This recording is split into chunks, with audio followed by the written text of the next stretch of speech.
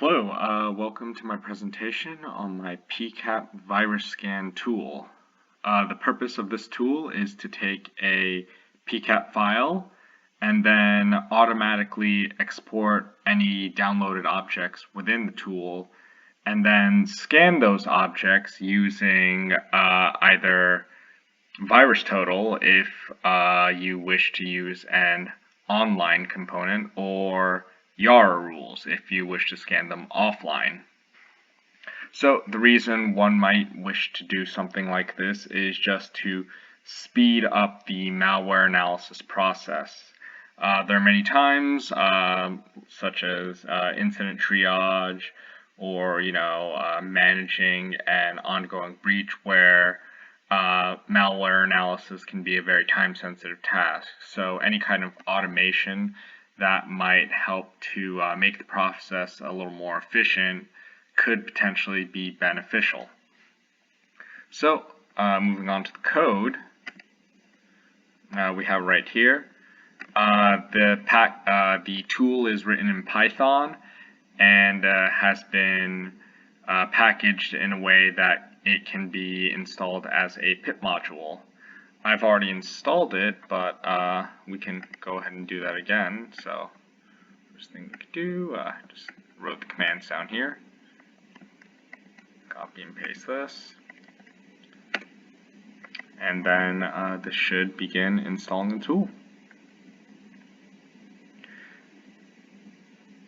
This tool does have a couple of dependencies.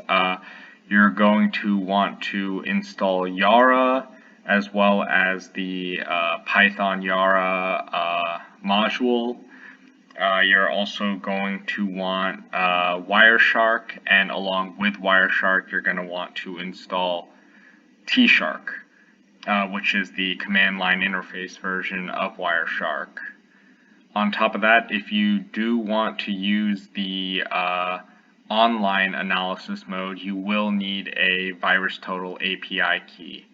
And if you want to use the offline analysis mode, you're going to have a set of Yara rules to compare the exported objects to. So now that we have the tool installed, we can start running it. So the first one we can run is the offline analysis mode. So we have that over here, or this one right here. So we can copy and paste that, and we can just go over what a couple of the flags means. So obviously, first things first, we have the name of the tool, and then the Y flag stands for running the tool in Yara mode. Then the R flag will be the path to your Yara rules file, and then the F flag will be used for the location of your Pcap file that you want analyzed. And then the M flag is for mode. This is for specifying which protocol you want to look for when exporting objects. The tool supports a couple, such as HTTP, FTFP, SMB. It's really dependent on Wireshark and which of the protocols it supports for exporting objects. So any of the ones that are compatible with Wireshark are incorporated with the tool, but I don't believe it covers all protocols at this time. Just so as Wireshark adds more capabilities, those capabilities will probably be imported into this tool as well. And then the final flag is the X flag, and that flag will set it so that the tool will only analyze exported objects that are executable files. So I've created a whitelist of common executable shortcuts, like obviously exe, bin files, things like that, and it'll only analyze files that end with those extensions. It's not a complete list. I'll probably add more in the future, but just some of the more common ones are in there for now. If you have other files of other extension types that you wish to analyze, just leave that out. But the Pcap file that I have today has a decent amount of exported objects, so we're just going to be using the -x flag. So we can get that running.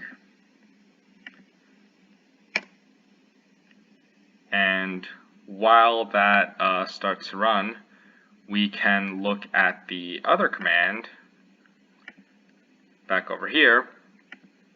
So a lot of it's similar, but this time we use the -v flag to specify that we want to run in the virus total mode, the -k flag, where we can supply the API key. Then again, same thing as before, show where the Pcap file goes, HTTP mode, and the executables only mode. I'm not going to run this command today because I don't want to show my API key I don't want to display it to the public, and my editing skills aren't good enough to blur it out in the video. So I've already ran that, and I have the results right here, and we can go over that while we wait for this other command to finish running. So this is the virus total report. It's exported two executable files, again, since we ran in the executables only mode, and it shows the first one right here. This is when we ran the scan, hash values, and it's showing a detection rate of 61 out of a possible 68. So this is very likely a malicious file. Then it'll go through each of the sources and display information associated with those sources. Again, a lot of them showing up as true. Then here's the other file. This also has a very high detection rate. Again, same thing.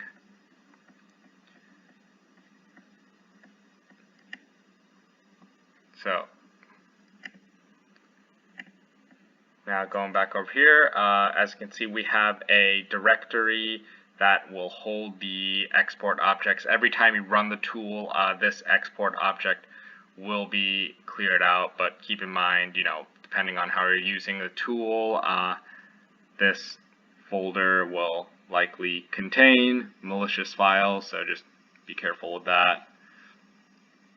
And yeah, I had a couple issues running this tool where when the tool will try to open up a file, it will cause an error because the firewall will detect a malicious file in the folder, so it'll limit the permissions on it and won't let it be opened. So you might have to fiddle with the protection settings on your computer in order to get it to run. Just, again, keep that in mind.